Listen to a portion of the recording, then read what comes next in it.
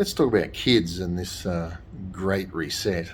I think it's really, we're staring down the barrel of some like major changes in society. And I think ultimately you need to look at, well, we all need to look at our own lives and say, well, how am I going to respond as things heat up? And really, if we don't see freedom now, and if we're not prepared to walk in freedom, and freedom does not mean I'm looking for another way to get rich, or I'm just getting another way to be in another system. Like I've said, if the fiat system's collapsing, if you think the system that's going to be your answer is Bitcoin or gold or silver, and I'm not saying don't have those things, I'm just saying if you think they are your final answer, you're a prisoner already, and they own you, and they will continue to own you. But, sorry, airport going here. Ladies and gentlemen, Townsville. Sorry, the announcement's finished.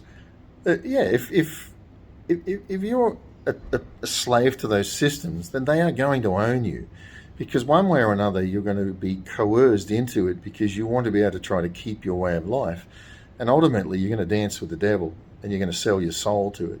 So if you're not prepared at this point in your life to start to walk towards freedom, but true freedom, and that doesn't mean to say, well, gee, freedom's not an action, it's a state of being. And if that state of being in you is not freedom, for me it's a connection through Jesus Christ. But that freedom that's in me has got me on a path of freedom. But let's talk about kids with that.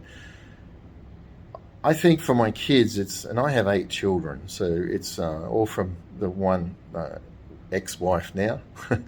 But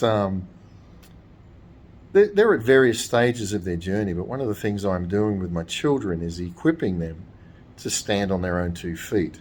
I think as parents, it's so easy to make our children reliant on us, to make our children think that we are the answer because it feeds something in us maybe.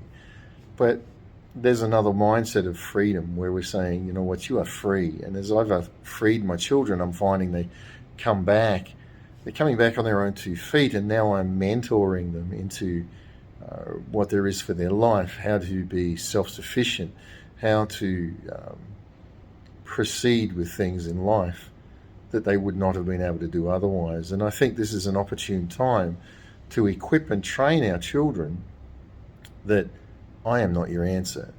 You need to stand on your own 2 feet, find your own faith, and understand where life is going for yourself. And trust me, it hasn't been easy as our family fell apart to watch my children struggle and suffer. But in the struggling, one by one, they stand on their feet. Some of them are still struggling, are still underneath the victim thinking of that. And they are victims in many ways. But some of them are still underneath that thinking.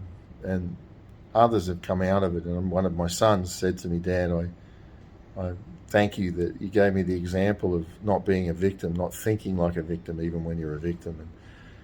And that's a hard lesson that only, I think, faith can bring us through.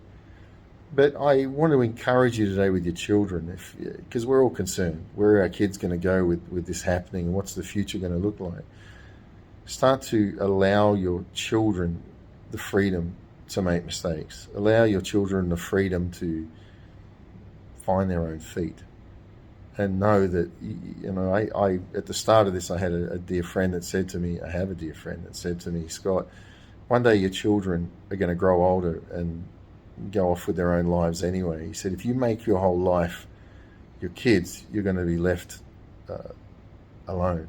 He says, now this has been thrust on you where you're at, but he said, walk in it, walk in the freedom of it, put into your own life and let them be drawn to that, and then start to just fellowship with that and mentor them in that. And so I found that some of my sons now, especially one of my little daughters, is just in that freedom spirit, very able to stand on their own 2 feet. And I'm hearing feedback from others that they're doing business dealings with and things that they're dealing with about their the quality of character that they have, and to me, and the depth of spirit that they have.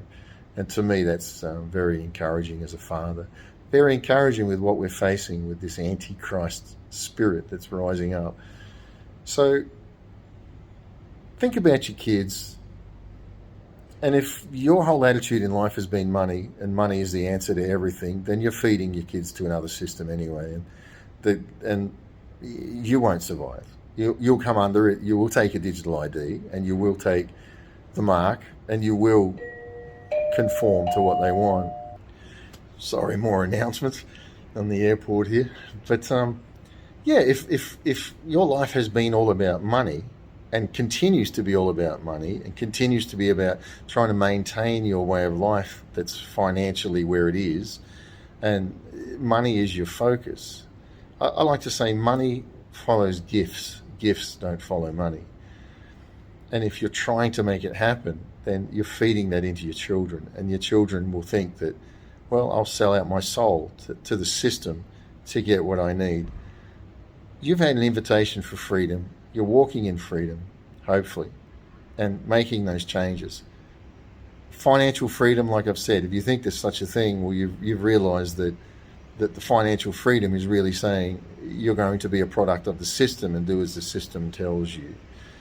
But there are other ways to be free. And I like to say we don't do to be freedom. You don't do acts to be freedom. When your state of being is freedom, you'll do acts of freedom. So, you don't do to be, you do from your being. Be, my state of being, who I am, my spirit is free, because whom the Son, whom Jesus sets free, is free indeed. And as I've walked into that freedom and I feel free, freedom acts flow out of that. I give freedom to others because freedom is not what I do, freedom is who I am. And that's what we need to put into our kids, the fact that freedom is not just an action, freedom is a state of being. Because if it's not your state of being, you will sell out and you will do what they tell you when they coerce you enough. Hopefully you won't, because freedom is alive. The spirit of freedom, which is that romantic flow of God, is alive in you. God bless you.